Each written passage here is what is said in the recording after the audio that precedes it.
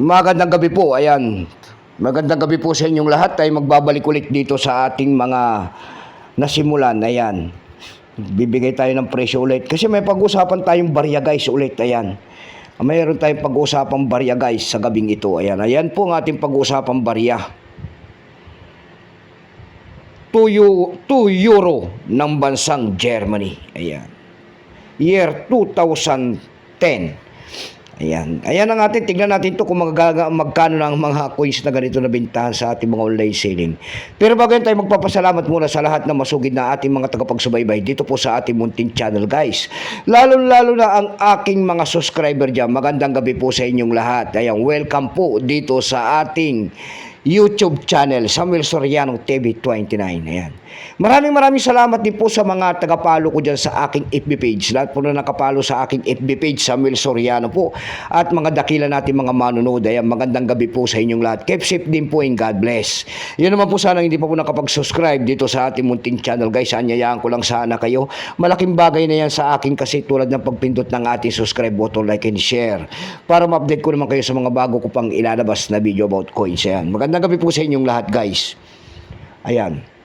Commemorative coins yan guys. Ayan. Commemorative coins kung tawagin yan. Ayan. Commemorative coins year 2010. Ayan. Value po nito ay 2 euros ng bansang Germany. Currency Euro 2002 up to date po kung ano materialis ang ginamit sa barya na yan. Yan po ay metallic nickel brass, glad, nickel, center, and copper nickel ring. Ayan. May bigat lamang itong 8.5 grams. May abay itong 20.75 mm. May kapal po naman itong 2.2 mm. Orientation po kung tawagin nila ay medal alignment.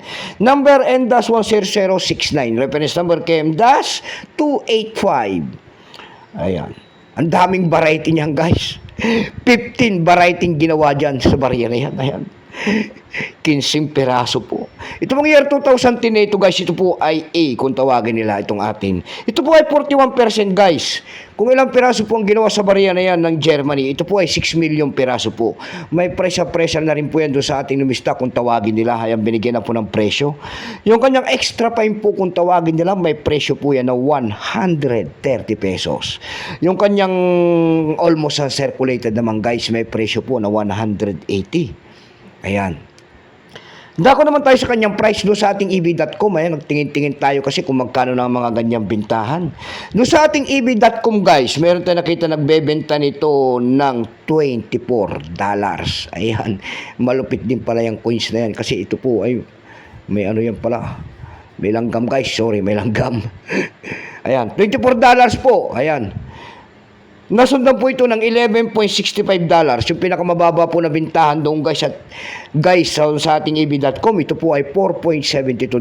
Commemorative coins kasi yan. Ayan. Dako naman tayo sa Carousel PH. Sa Carousel PH guys, ayan. Ang seller po ay si Abrandio. Ay, Abrandio. Ayan. Doon sa Carousel PH, sa Brando po, ang kanyang seller po, ayan, binibenta niya ng 6,000 po ang kanyang 2 euro doon ng itong ating hawak. Ayan.